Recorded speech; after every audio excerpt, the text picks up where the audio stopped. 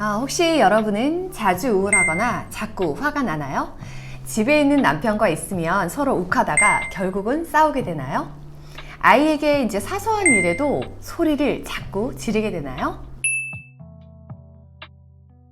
당신이 지금 40대 이상이라면 당신의 성격 문제가 아닙니다. 이건 모두 뇌의 문제입니다. 나이가 들면 몸은 어쩔 수 없이 노화되면서 기능도 떨어지게 됩니다. 그럼 뇌는 어떨까요? 당연히 뇌도 안 좋아지겠죠. 그 40대 이후 욱하는 횟수가 만약에 늘었다면 뇌에서도 전두엽의 문제라는 것입니다. 최근 저는 두 가지 이유로 이 책을 굉장히 집중해서 읽게 됐는데요. 첫 번째 이유는 아이들이 이제 사춘기 때문에 힘들기 때문에 좀 힘들었다 이런 생각을 하는데 사실 저희도 보니까 갱년기더라고요. 그래서 서로 간의 충돌이 좀 잦아졌습니다. 두 번째 이유는 제가 내년에 50이 됐는데 아이 인생 말고도 이제 내 노년의 삶도 생각해 볼 때가 되었다는 생각이 들어서입니다. 괜찮은 어르신과 꼰대 같은 좀 불편한 어르신이 있습니다. 나이가 들다 보니까 나중에 꽤 괜찮은 어른으로 나이 들어가고 싶다라는 생각을 늘 하고 있는데 자꾸 욱하게 되는 순간이 있더라고요. 이 책의 저자 와다 히데케 씨는 도쿄대 의학부를 졸업하고 현재까지 30여 년간 노인정신과 의사로 일하면서 여러 책을 쓴 노인 건강 분야의 전문가입니다. 늙지 않는 뇌의 비밀에서 우리가 욱하는 이유는 뇌의 전두엽의 문제라고 명확히 밝히고 있습니다. 종종 아이의 뇌에 대해 말씀드려 왔는데 오늘은 우리 어른의 뇌의 생애 주기에 대해 제대로 알아보고 4050에도 뇌가 늙지 않게 하기 위해서 우리가 해야 할 일을 소개한 후에 아이 인생에만 매진하지 않고 우리의 노후를 위해서 뇌를 관리해야 하는 이유도 나눠보도록 하겠습니다.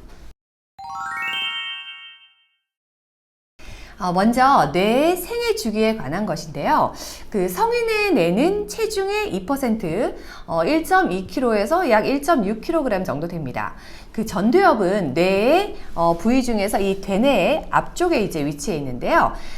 우리가 사춘기의 뇌를 파충류의 뇌다 이런 우스갯소리를 하고 있는데 감정 조절, 공감 능력, 의욕, 그리고 집중력에 관여하는 모든 부분이 바로 이 전두엽에 관한 것입니다. 25세 정도 전후가 되어야 뇌는 완성이 되는데요. 특히 전두엽은 가장 나중에 성숙하게 되는데 청소년기 우리 아이들이 자기 억제가 안 되는 미성숙한 것은 어찌 보면 굉장히 당연한 거죠.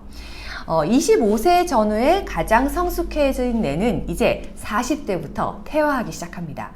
나이가 들수록 뇌의 크기가 줄고 전두엽 또한 줄어듭니다. 20대부터 하루 10,000개의 신경세포가 줄어든다고 하는데요. 40대 초반부터 뇌가 줄어들기 시작하는데 뇌 부분에서도 가장 먼저 현저히 줄어드는 것이 바로 전두엽입니다. 전두엽이 어떤 역할을 한다고 했죠?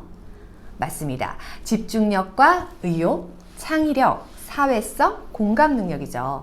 그리고 가장 중요한 감정을 조절하는 능력을 합니다. 감정 조절이 잘 안 되고 욱하는 이유가 바로 이 전두엽의 기능 저하 때문인데요. 이전에는 별로 욱하지 않았던 것 같은데 40대 후 부쩍 내가 왜 이렇게 감정 조절이 잘 안 되지? 욱하는 경향이 있지? 라는 생각이 든다면 전두엽의 기능 저하를 생각해 볼 수 있습니다. 기억과 언어를 관장하는 측두엽과 그리고 계산 문제를 처리하는 두정엽은 나이가 들어서도 기능이 그렇게 떨어지지 않는다고 해요. 그래서 나이가 들어도 경제신문을 읽거나 고전문학을 읽고 내용을 아주 잘 파악할 수 있다고 합니다. 언어 능력과 이해력, 통찰력은 오랜 기간 경험하고 학습을 통해서 얻어지는 결정성 지능인데 이것은 60에서 70세가 되어도 떨어지기는커녕 오히려 높아진다는 보고도 있다고 해요. 그러니까 특히 전두엽의 기능 저하만 잘 막는다면 40대 이후의 삶도 이전처럼 좀 활기차게 보낼 수 있습니다. 자, 두 번째는 이제 4050, 뇌가 이제 늙지 않게 하기 위해서 해야 할 일들에 대한 것인데요. 앞서 말씀드린 바와 같이 이제 전두엽이 가장 늦게 성장하는데 가장 빨리 퇴화를 하기 시작하잖아요. 40대부터 시작되는 이 뇌의 노화를 막고 건강하고 행복한 삶을 누리기 위해서 특히 좀 욱하지 않고 감정 조절을 좀 유려하게 잘할 수 있는 뇌를 만들기 위해서 해야 할 일들을 알아보겠습니다. 먼저 뇌의 위축은 그 뇌 외상 또는 뇌혈관 질환이나 치매 등으로도 발생을 하지만 알코올을 과다 섭취한다거나 흡연, 스트레스에도 요인이 작용이 됩니다. 그러니까 특히 40대부터는 당연히 이 셋을 줄이거나 완전히 끊어낼 수 있도록 노력을 해야겠죠. 이 중에서 음주와 흡연은 안 하는 분들도 사실 많은데 스트레스는 언제 어느 때 누구라도 이제 받을 수 있다 보니까 스트레스 관리법을 스스로 잘 만들어 두는 것이 필요합니다. 행복한 노후, 또 욱하지 않는 나를 위해 전두엽 손상을 좀 최소화하고 유지시켜 줄 필요가 있겠죠. 자, 전두엽을 단련하는 5가지 방법이 있습니다. 그 첫 번째는 이분법적 사고를 버리는 것입니다. 남의 의견에 휘둘리지 말고 스스로 생각하고 답을 하나로 단정 짓지도 않는 것인데요. 세상과 사실 정답은 늘 변하다 보니까 사고에 회색지대를 마련하라고 저자는 조언하고 있습니다. 자, 두 번째는 실험하기인데요. 예전에 암에 걸리지 않는 방법에 대해서 전문가 강의를 오프라인으로 들은 적이 있습니다. 그때도 제가 이 말을 들었었는데요. 해보지 않은 다양한 첫 경험을 시도하라는 것입니다. 이제껏 해보지 않은 새로운 것, 자전거를 배운다거나 새로운 맛집을 가본다거나 중국어를 배운다거나 낯선 곳을 이제 새로운 방법을 통해서 가본다거나 하는 다양한 것들 말입니다. 다음 세 번째는 운동하기인데요. 신체 활동 없이 뇌를 활발하게 하는 것은 한계가 있다고 해요. 그래서 몸을 움직이는 운동은 전두엽 활성화를 위해 반드시 필요합니다. 특히 근력 운동은 50대라면 당장 꼭 하라고 조언하고 있습니다.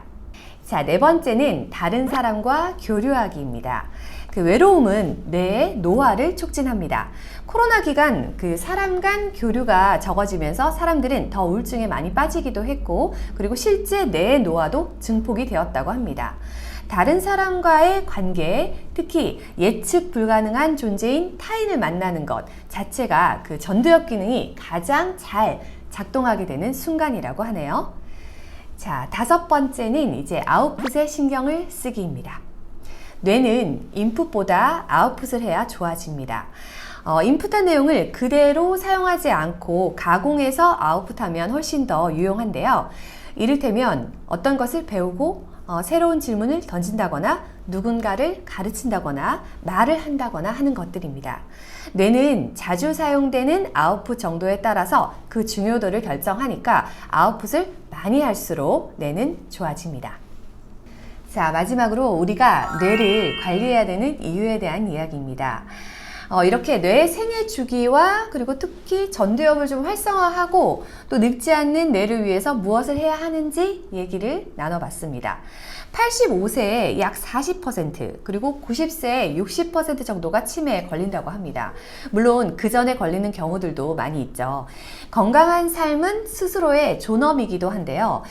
저는 개인적으로 가족, 특히 자식에게 치매가 걸려서 힘들게 하는 일은 없었으면 하는 바람이 있습니다. 육체는 안 좋아지는 게 수순이지만 그래도 뇌의 경우에는 좀 잘 관리하고 노력하면 바른 사고를 할 수 있고 좋은 상태를 계속 유지할 수도 있으니까요. 지금 40대, 50대이시라면 오늘부터라도 소개해드렸던 이 방법들을 통해서 좀 라이프 스타일에 변화를 주면서 실천해 보시는 것도 좋을 것 같습니다. 아이는 이제 초등 정도까지는 부모와 많은 시간을 함께 하지만 서서히 이제 독립해 나갈 준비를 합니다. 아이 자립과 더불어서 서서히 우리 자신의 인생, 노년 준비를 길게 좀 내다보고 해나갈 필요가 있다고 느껴져서 이번 컨텐츠를 준비하게 되었는데요. 관심이 더 생기시는 분들은 이 책도 한번 찾아서 읽어보시면 여러분의 인생에 많은 도움이 될 것이라고 생각됩니다.